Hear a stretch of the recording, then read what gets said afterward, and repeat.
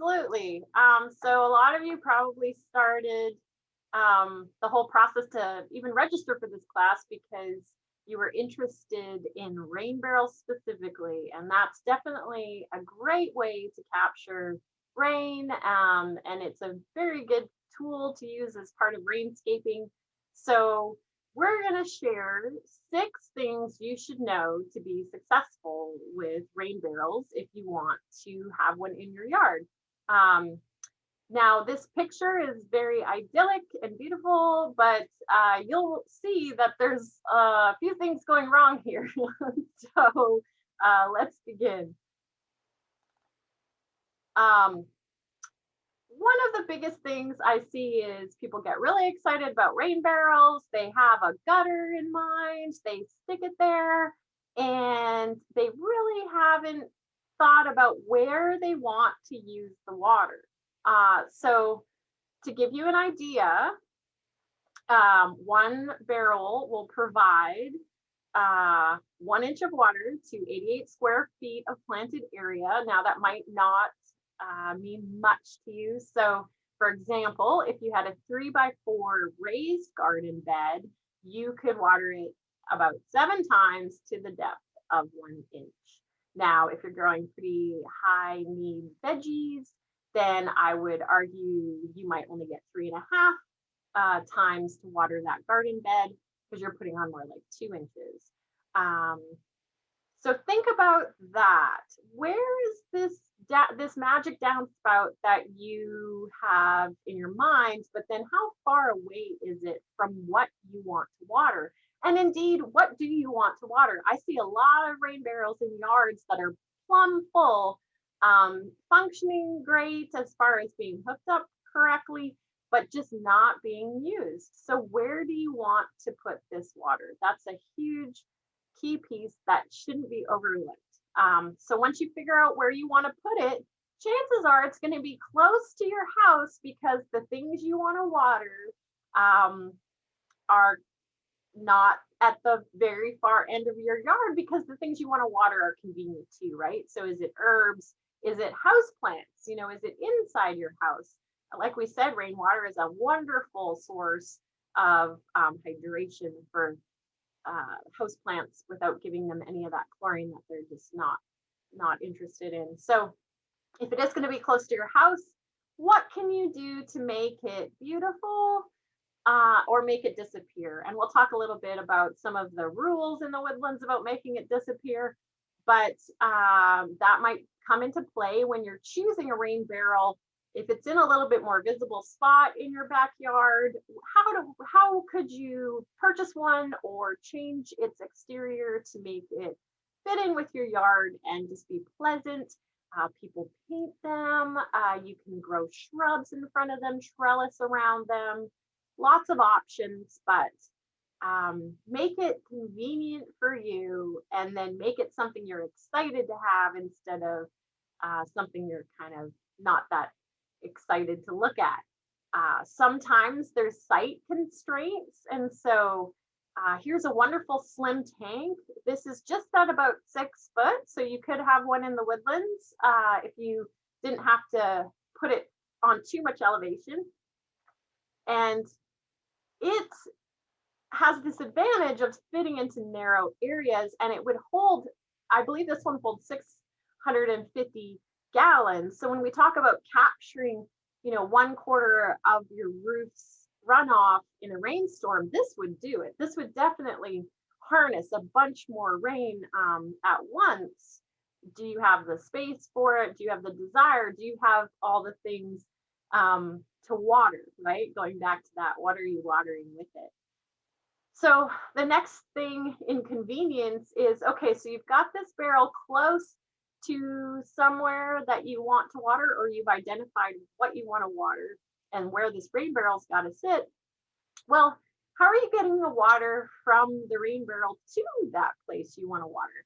Now, here's sort of maybe an extreme example from Ladybird Johnson Wildflower Center. And this is a beautiful stone-clad cistern in a very prominent area. It's quite an architectural feature.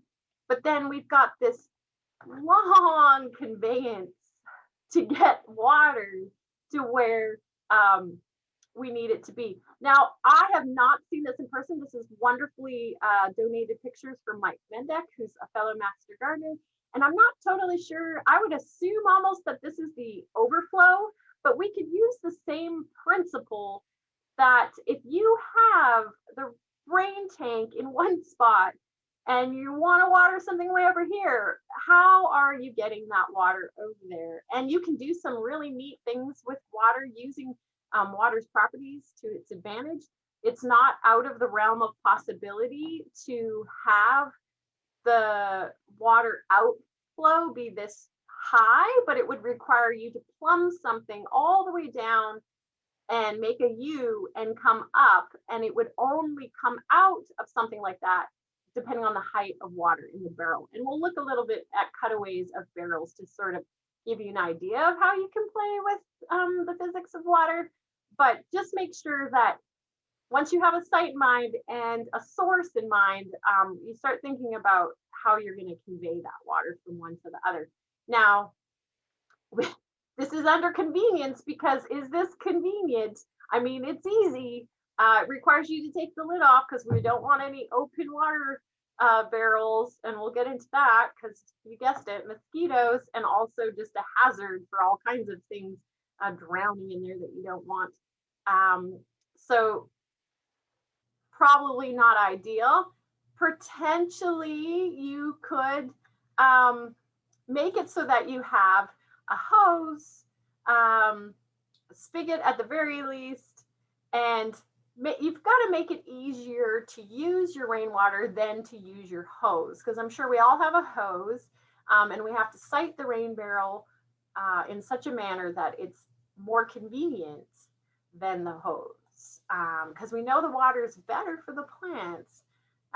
We just have to use it. And so the other thing I see people get a little taken aback sometimes is just the pressure coming out of a rain barrel. So the pressure only comes from gravity and the force of the water being the weight of it against gravity. So we're quite used to hoses from our municipal water. That's all pressurized water. That's why it comes out and you can take paint off your driveway with it sometimes. But the water coming out of a rain barrel really depends on gravity. And so we'll talk a little bit about how do we kind of increase that as much as possible without using a pump. We're not going to go into putting pumps on rain barrels, which you certainly can. We're going to save that for another class. We're going to save a lot more of this hands-on stuff for when we can do hands-on, because I think we could talk about it all day, but it's way easier to show. So won't talk about pumps, but you can do some investigating yourself for especially solar pumps to get water out of rain barrels. But just know that we can start with elevation, which will increase the pressure in the tank. And then of course, we just have to be a little bit more patient, enjoy our time in the garden while we're watering from the rain barrel. So that brings us to our second point. To be successful, you really do want to elevate your rain barrel for a few different reasons. You want to create a nice stable base, and we're going to talk about why that's extremely important. You also want to have more access to this spigot. So the spigot's going to be near the bottom of the tank. Well, if this was sitting right directly on the ground, you couldn't even fit a watering can under there, and it would be very difficult to even thread on a hose. And so by elevating this barrel on this nice stable base of bricks and a paver stone, you know, this doesn't have to be things you purchase. You might have these things in your yard already. We get lots of distance between the spigot and the ground to get a bucket, a watering can, or a hose in there so that we can use this water. This elevation also helps with pressure because you're getting it just that much further away from the earth. And so the force of gravity is just that much more. So any kind of elevation to a reasonable amount will help with head pressure of that water. Now, when I say elevation, you might think, well, I'll just put the tap higher to make it so I can stick my hose or my rain watering can underneath. Well, sure, except for this barrel is not accessing a third of the water it can hold, because once the water dips below this spigot, there's nothing drawing it up, right? These aren't pressurized. There's no pump in here. And so you can elevate it to get that advantage. And if you want to do that, I would just encourage you to have 2 spigots. And so you could use this spigot while the water was above that level. And then you could have a spigot further down that you open when the water goes below. So you can sort of have the best of both worlds if you want. That water at the bottom is also going to be a little bit murkier, a little bit more sediment, a little bit more pollen. And so you might want 2 different spigots so you can have a little bit cleaner water. And then you know when you're into the bottom that it's still fine to use, but it's going to be a little bit cloudier. Maybe leave a little more residue on your plants, maybe not something you want to put on your veggies, that kind of a thing. So don't just elevate the spigot on the tank. You're going to short yourself some water. Also, when we talk about elevation, the difference between the barrel and the place you want to water is key, and it can be used to your advantage. So if you're using a hose, especially, right, if you're just filling up your watering can over here, it doesn't really make a difference. But if we've got a rain barrel and we've got the outlet on a hose, but the thing we want to water is way down here, like by about 2 or 3 feet. Well, that pressure difference between this barrel and that place is even greater than this little bit of elevation we've done for the barrel. So if you can get that hose lower than the output of the barrel, you will also increase pressure. So not everyone has the advantage of having some slope to their yard in the woodlands, but if you do, that is certainly a technique you can use. And maybe you can put the rain barrel in a place that otherwise would be maybe a little less convenient to what you want to water, but it would be worth it if you just ran a hose, because the pressure would be sufficient to make it something you would use to water that garden. And so the larger the difference between the elevation that we can gain under the barrel, or the difference between the barrel output and the thing we want to water, the greater the pressure you're going to have. So how can you be creative in increasing that difference to gain some of that pressure? So when we say elevate, here's a few good examples of different methods, different levels of sort of professionalism to elevate. I also saw this great picture with just cinder blocks.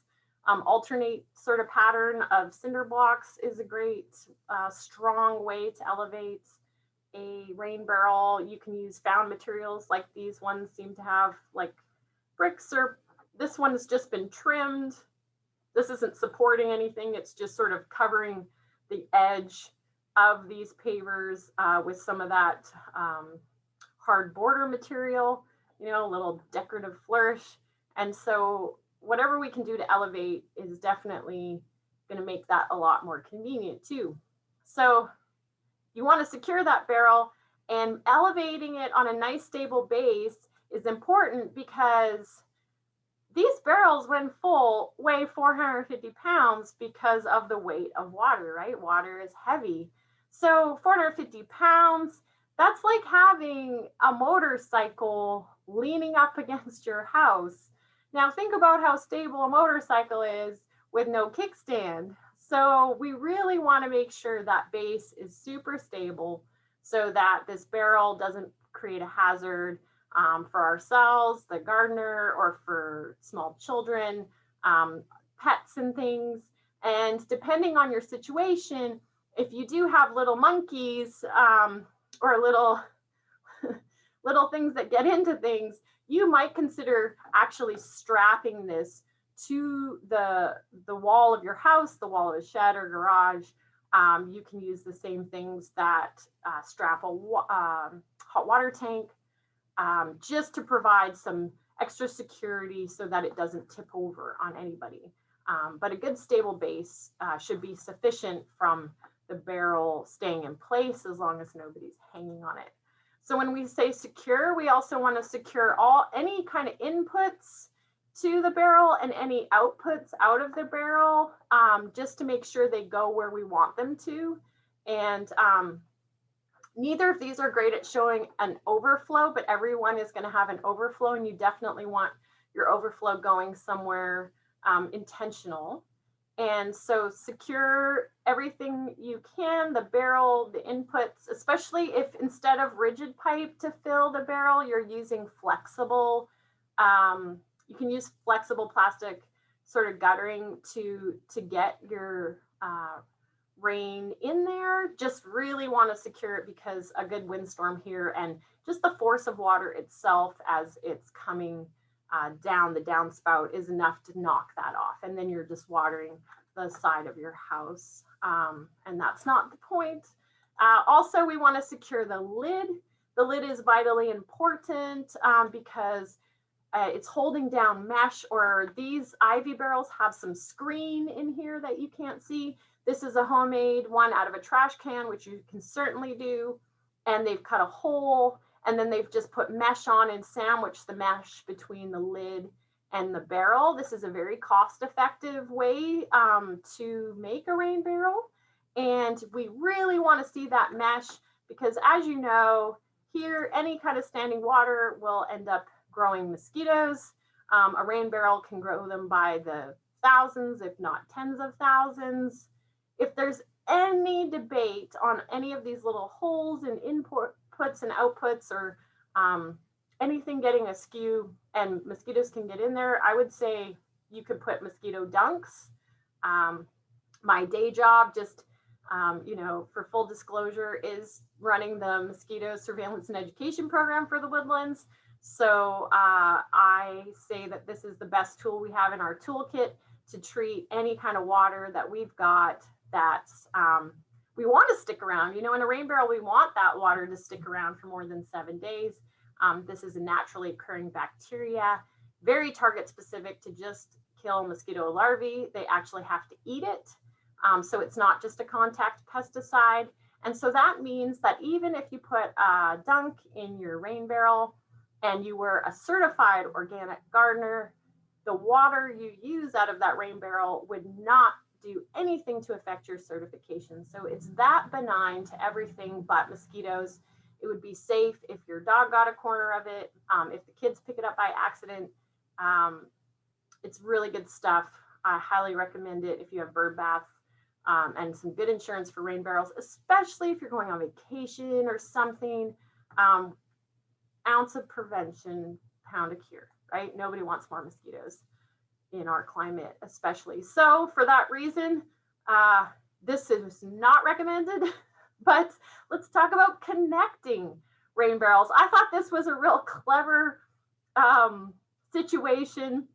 There is a lot going good here. Here's, like I said, a great example of using cinder blocks kind of at cross angles to each other so that they're not splitting open, right? Just like you would do a running bond for brick to keep it more stable. By turning the orientation of these cinder blocks, you create this great stable base.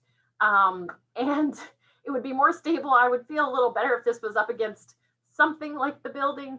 But in this case, we've got this real clever way of dealing with rain and, trying to capture all that abundance, like we said, that can come in one rainstorm. So these ones are just pouring, they're filling up.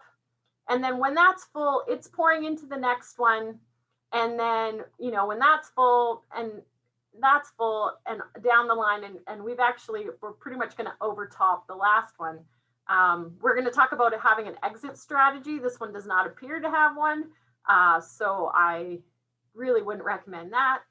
And you could do this kind of a thing if you put lids on all of them. But we're going to see that while this is sort of like the Tinker Toy idea of just filling barrels in succession, like we sort of experience filling things in our kitchen, you really don't have to kind of structure it this way. And there's lots of different ways you can fill up more, 2 or more rain barrels connected together. Here's two very common practices that work really well for rain barrels. On the left, we have two ivy rain barrels. And of course, like, let me back up. We're connecting them, right? Because we want a little bit more capacity, but we can take this connection and use some of these things to our advantage, including building a little bit more pressure.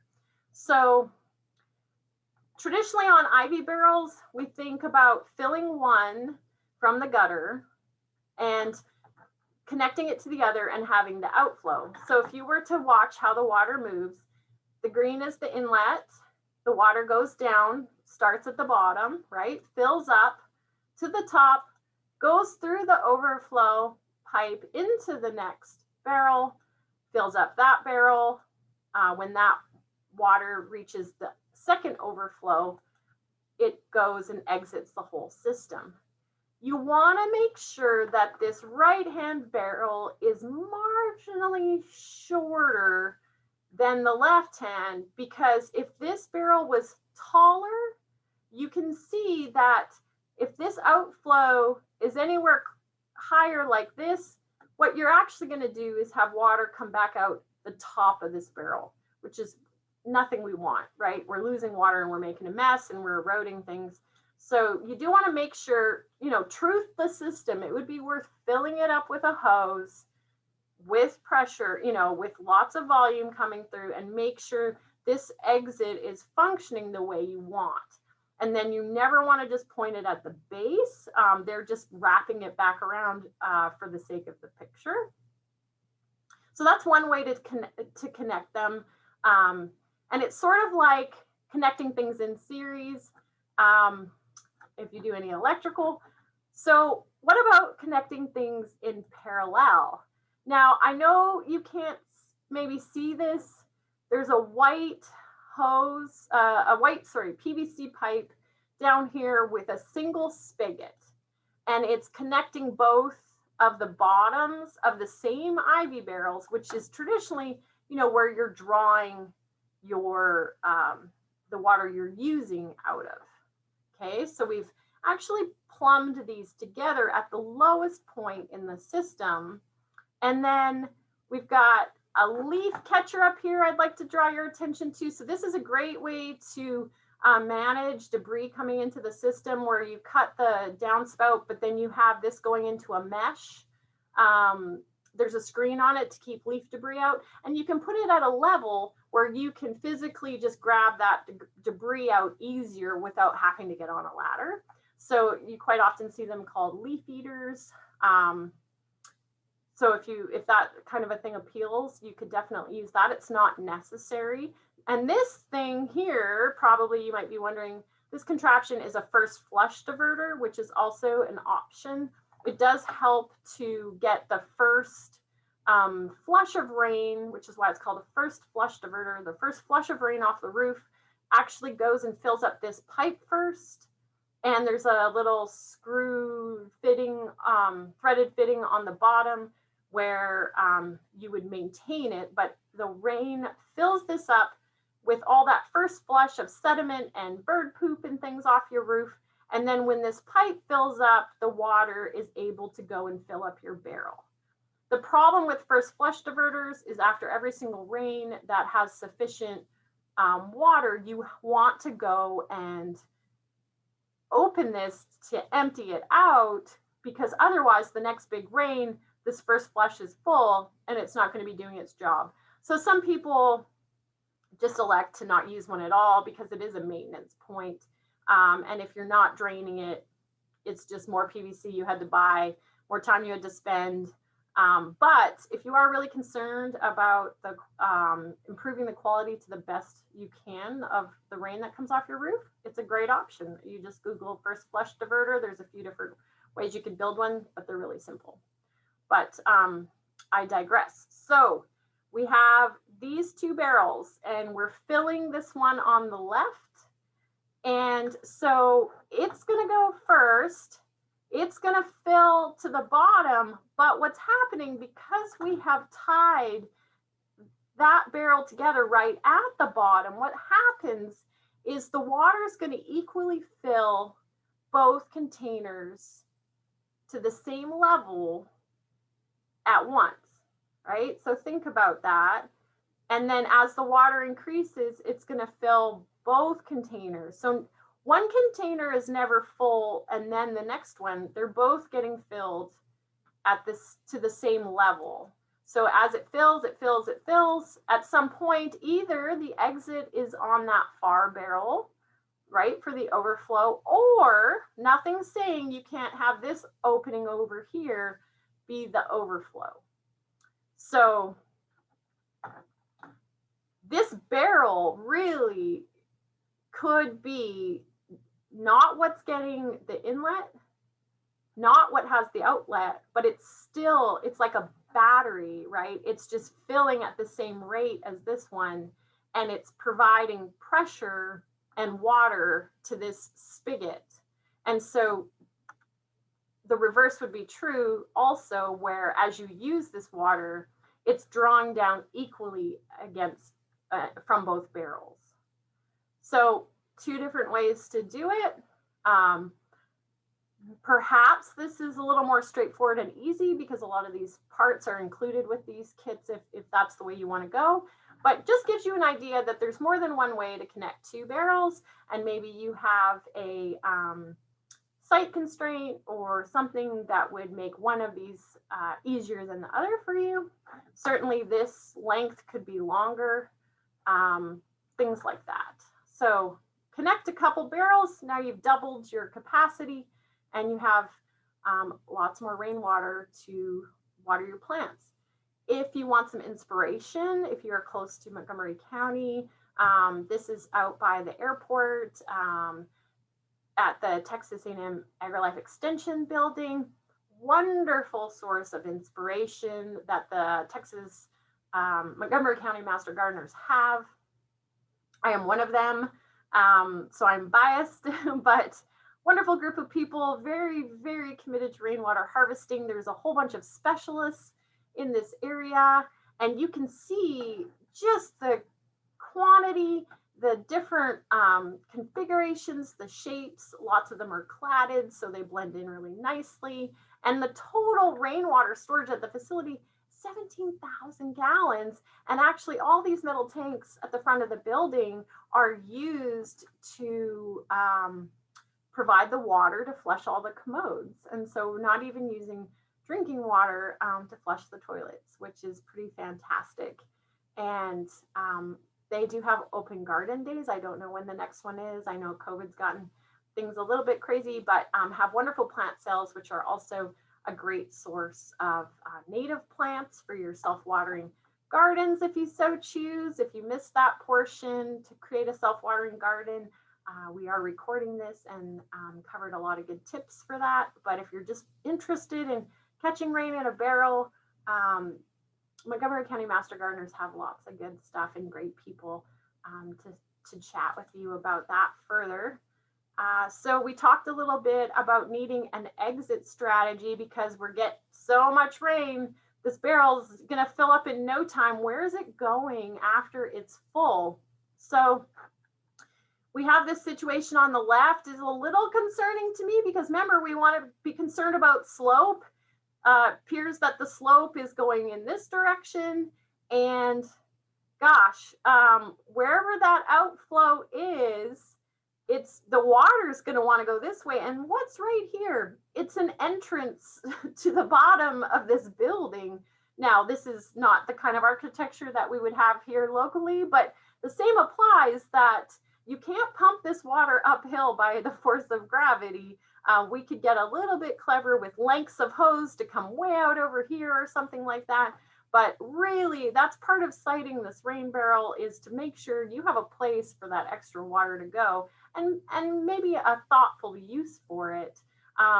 In this situation, we've got a little short length of exit hose on here, and Bob is looking at some more to add some length, because the last thing we want to do is have the exit pour directly on our stable base, making it substantially less stable in the process.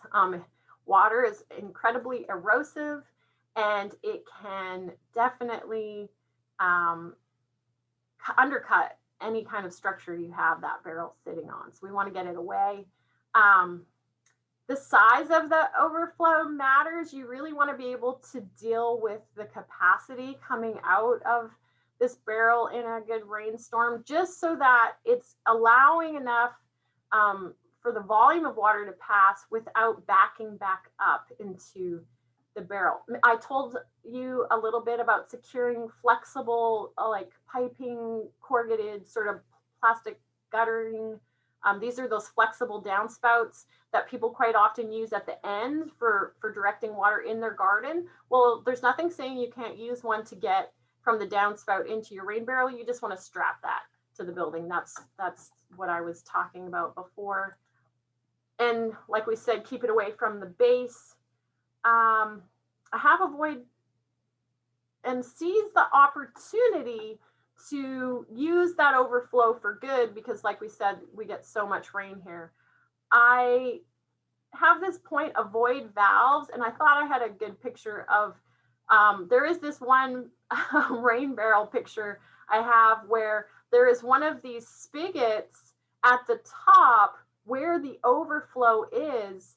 You can certainly do that, but I would caution that never to close it unless you had a really good reason, because that is how water is exiting. And you know how it does here, it rains at 2 in the morning or something, so you don't want to have to go out there and open a valve so that it's not blowing water out the top. So you can certainly put a valve on your overflow. I personally never would, because I wouldn't want to ever have the possibility that I had it in the wrong position, but that's your choice.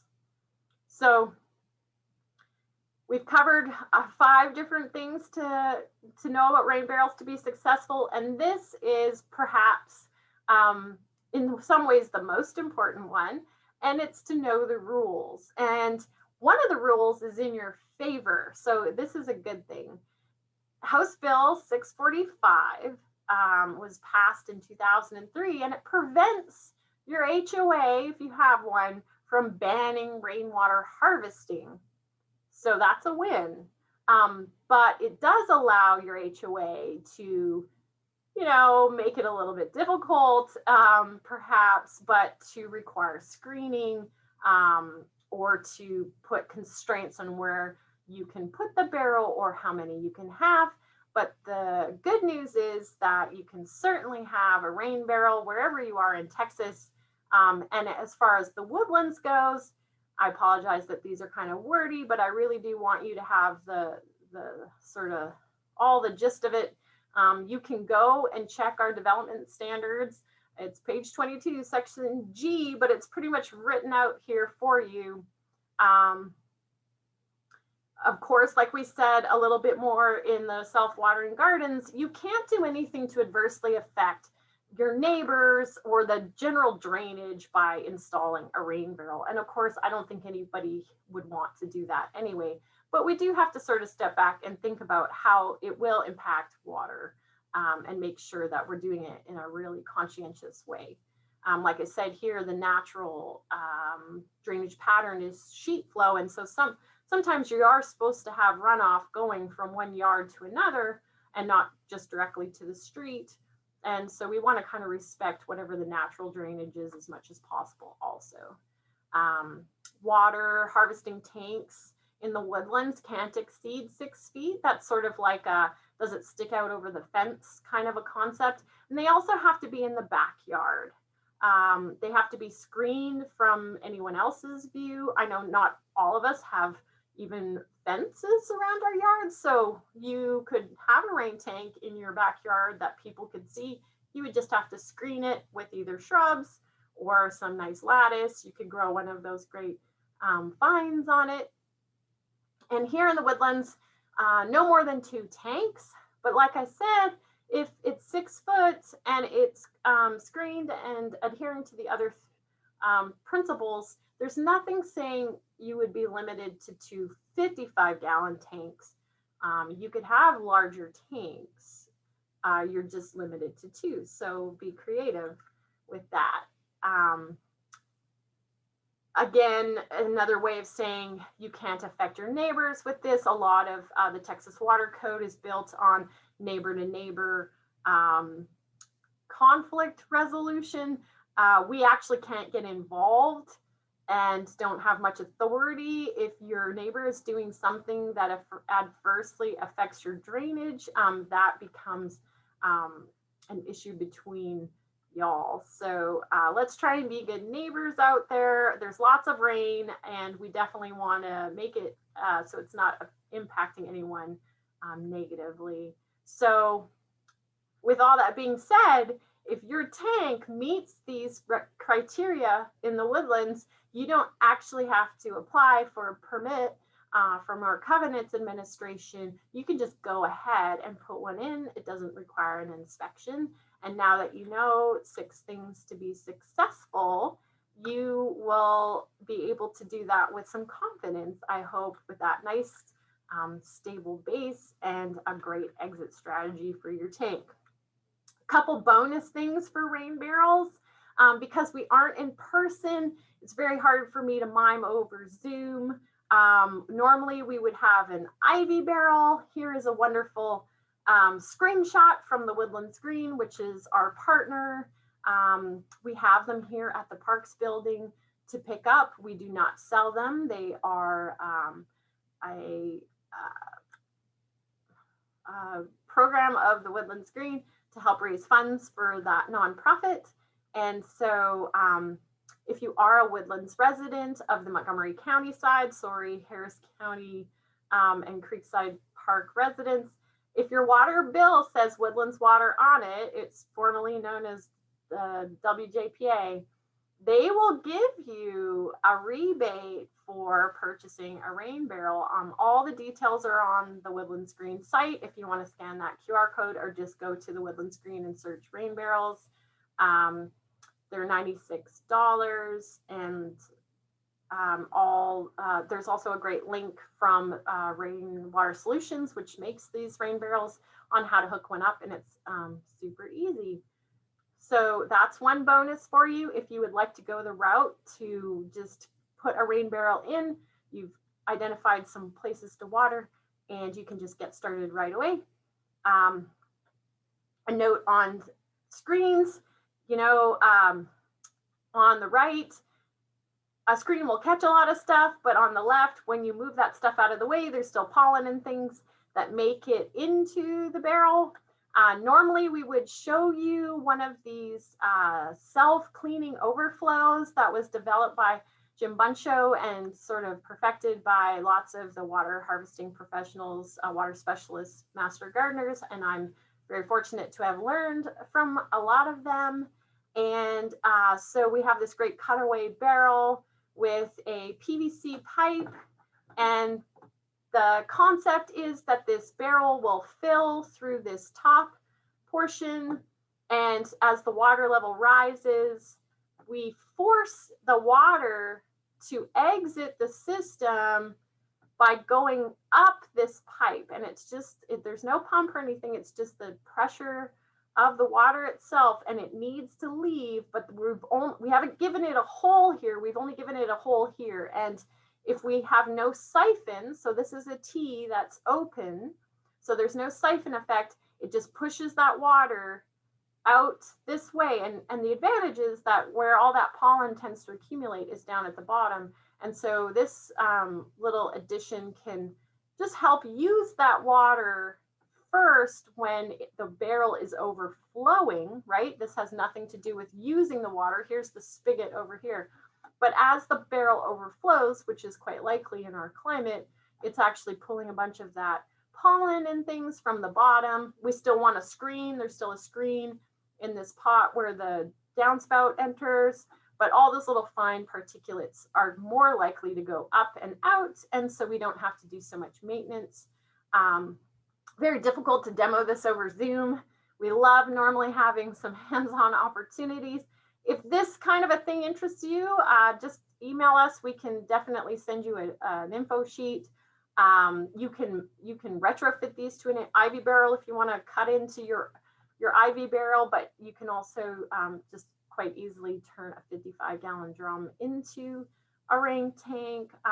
You can also take this concept of the self-cleaning overflow and then connect it to a diffuser line. So you can just keep running PVC pipe, drill holes in it in a good configuration. And again, we have a sheet on this, so we're not going to get into the specifics, but you can use that diffuser line to water a landscape bed that is underneath it or close to the rain barrel. Now, of course, you can run straight PVC out a ways until you get to that plant bed that you want to water. So there's lots of options to fit this to your own unique site if you're interested. So that's your little bonus of what we would normally have a hands-on portion for. And we're really looking forward to the next time we can get together and have an in-person, hands-on look at these rainwater harvesting techniques. But until then, we'll just have to send you a sheet, sorry. So to recap, how to be successful with rain barrels. They're super fun. They do capture some of that rain that comes down that we know is so valuable for our plants. Let's make it easy on ourselves, right? Let's make it convenient. Let's get the barrels close to what we want to water. Remember that water is heavy. You don't want to prop up that motorcycle against your house, right? That 450 pounds. You want to make sure that's secure and your little monkeys can't get in there. We want to make sure that the lid's secure against mosquitoes, screens, covering up any of these open ports like this. I never like to see that. And if that's the overflow, we learned that that's not sufficient. You definitely want to elevate this to increase the pressure if at all possible. Maybe have this higher than the place you want to water. That's fantastic. Otherwise, high enough to get your watering can underneath it. You can certainly link two together to increase your capacity. And please direct that overflow to the best possible use of rainwater, because you're just sort of interrupting the process with that rain barrel. And there's still good uses you could do with that overflow. And that's going to be part of the next section that we cover, which is thinking beyond the barrel. And so hope you stick around for that portion, because there's lots of great tips and practical information on how to get your downspouts, if you just have downspouts, or not even if you have downspouts, or your exits from rain barrels to really continue to rainscape in your yard. So with that, on rain barrels and the successful use of rain barrels, let's take some questions.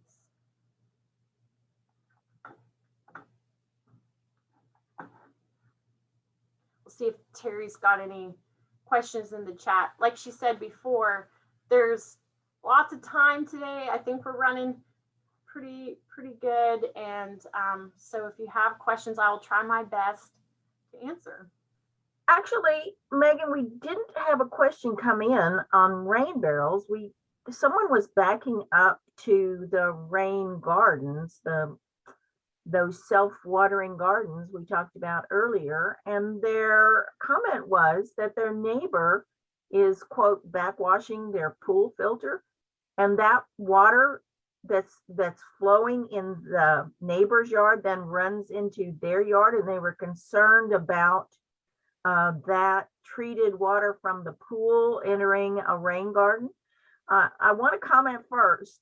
Yes. That is strictly against covenants regulations. If that is happening, it's up to you to, it's actually illegal, number one, but it's up to you to contact the Woodlands Township Covenants Department, let them know the address, especially if you can do that when it's occurring, so that they can send someone out to see what's going on and possibly stop that. If you have a pool and you need to dispose of water from your pool, the correct way to do that is to use a hose and put it into the clean out for your sanitary sewer line. Somewhere around your house where the sanitary sewer line runs to and from, say, your house to the street, there's going to be a short little pipe, PVC pipe that opens with it, usually with a screw top. You would run your hose from the pool water into that stormwater clean out, and that's how you can safely dispose of pool water.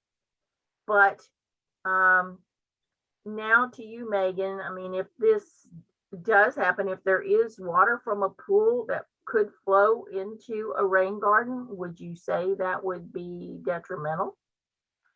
You know, if it was a saltwater pool, I would say it would overwhelm your plants. One of the beauties with rain is that it does actually help leach salts away from the root zone, which is an advantage because plants really don't appreciate a high concentration of salts.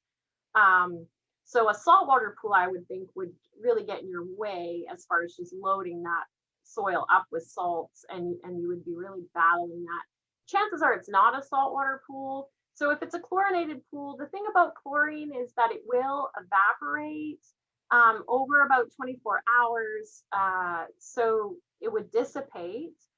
It would be not unlike potentially irrigating it with municipal water, although there is more chlorine and other products in pool water. So it could hamper your efforts. There are some plants that are a little more bulletproof that could handle it. And you wouldn't necessarily have to plant the entire rain garden with those plants. But what I would recommend is that if you can't get this to stop, I would definitely recommend following Terry's advice and really,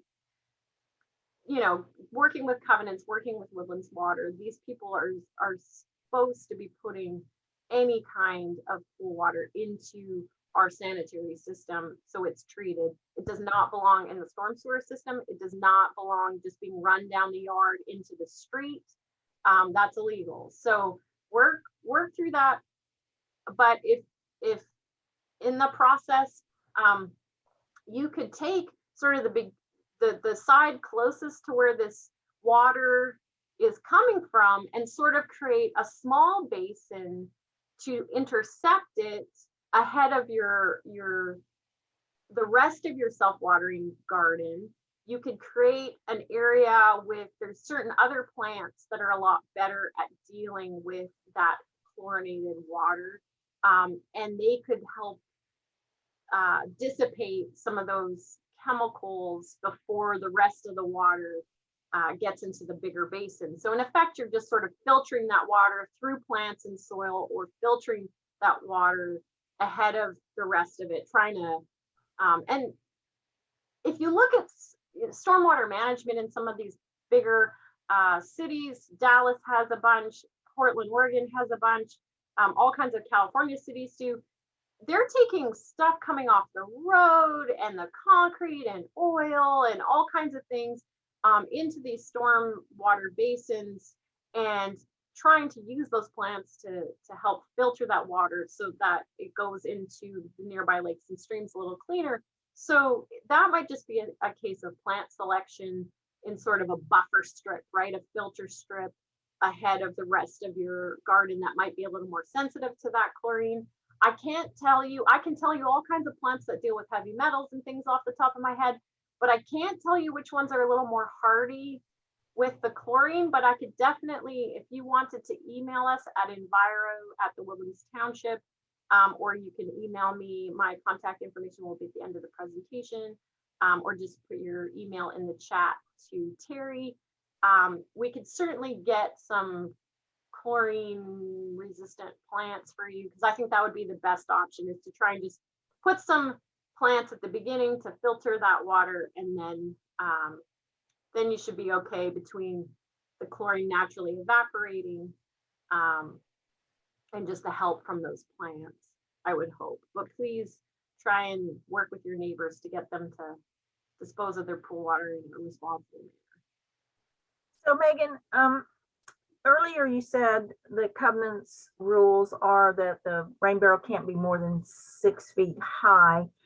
So would you say that that kind of assures that it doesn't show over a fence?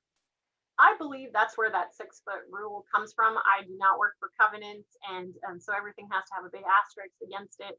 But that's my guess, is we're very much interested in not having our stuff show to the neighbors on a number of levels. And I think rain barrels just got the same standard applies to rain barrels. So if it doesn't poke over your fence, I believe that's what their biggest concern is, so that your neighbor doesn't have to look at it.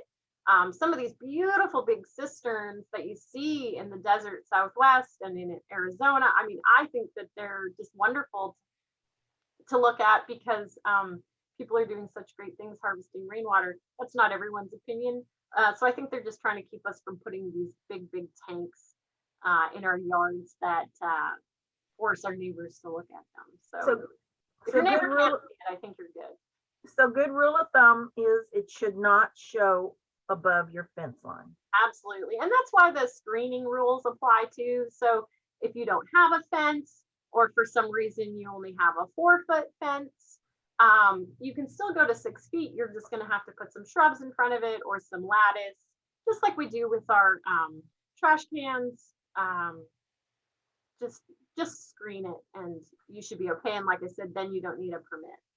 And so Megan, are you going to talk a little bit about whether it's feasible, reasonable to maybe use a soaker hose or a drip line? So that's a really good question. I don't have anything specific about a soaker hose or a drip line. I would be a little concerned about, well, are you meaning for just water use or for the overflow, or for yes, for the overflow to direct that water to a location? Would you feel as though a soaker hose or a drip line, perhaps attached to the spigot, could be effective?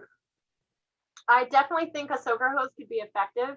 You could run a length of straight hose, regular garden hose, to make sure that soaker hose is getting far enough away from the foundation of your rain barrel and to the place that the water would be of most use, like a landscape bed. And you could, because of the fittings required, that might be a case where you have a spigot as an overflow, but I would never close it. But yes, you could definitely play with that. I would be curious about the volume, depending on how much, every roof is going to be different. So each one of these downspouts is going to be collecting a different abundance of rain. I would just monitor it for a couple of rainstorms, or even, like I said, just fill it with a hose and truth it with some municipal water first, and just make sure that soaker hose is long enough and perforated enough to let that overflow flow freely and not back up into your barrel, because that would be the concern. So you might actually have to put a little bit bigger hole at the end, or do something slight modification, or just increase the length of it. But yeah, certainly a soaker hose would be a great way to take that overflow and do something good with it. And in that case, use a spigot, but never close it. A drip line could be more difficult, because there's just going to be so little option for the water to leave. So I'd say there are great resources online with pairing drip irrigation to the use side of a rain barrel. I just don't think the holes are going to be sufficient to let that water gush out fast enough to not back up into your barrel. So I love the idea of the drip. Use it on the front side, the use side, but as far as the overflow, I would say a soaker hose, because of the pore size, the hole size in it, is just going to be a lot more successful. And just as a reminder, something that you had mentioned earlier, to effectively use the water from the rain barrels, they need to be high enough so that there is some gravity to create that pressure, especially for a soaker hose. So you might want to elevate those barrels or that barrel high enough so a soaker hose could be used effectively. Yes. Yes, absolutely. These are all great guidelines. They work in theory, but really you have to put it into practice in your own yard. So if you have lots of great drop in elevation between your barrel and the place you're watering, then certainly a soaker hose might work really great. If there's very little difference between your barrel and what you're watering, it probably won't be as effective. And some people I do know pull the lid off and dip a watering can in there because it just fills faster than using a hose, and they don't mind that. It's part of their zen and garden time. But you definitely want to truth this a little bit, and elevation's a big part of it to get that pressure up so that it's not frustrating. We don't want this to be harder than turning on the tap. So whatever you can do to make it convenient, easy. And it might be that if you don't have a lot of elevation difference, that you do look at a little solar pump, and then a lot of options open up for you to use soaker hoses or drip line or other tools that make it easier for you. So are you going to talk a little bit about resources, and if someone would like some advice in their own yard about the sheet flow or effectively preventing water flowing to their neighbors, will you be talking about that or giving us some resources? Unfortunately, we don't have a lot of great resources. If you are having a water conflict, we do have a division at the township that can help you with just assessing the drainage, or what the problem might be in your yard. And that's not our department, it's a different one. Also, I know that Bob Daly at Woodlands Water, he is willing to make some suggestions. He is also that's the entity that has those 1 foot topographic elevations. So they're like little maps with 1 foot lines, elevation lines, and they show you where your water's supposed to go. That can just be really informative if you're fairly handy and you understand sort of how to read that. And but otherwise, I don't know, Terry, can you think of something? I can send people links and things to the actual nuts and bolts. But as far as getting someone to consult, I would go with a really good landscape designer, have a few people out, see what their recommendations are. I know we have some good local landscapers here who have some knowledge of water management and stormwater management. Can you add to that for resources? Well, I would say that if people have questions that requires someone go to their premises to help them make an assessment, they could send an email to either you or to environmental services, and we could try to locate a resource to recommend to them. We probably are not able within the department to be available to go out to every site that might want someone to look at that flow, but we can try to help find resources for that.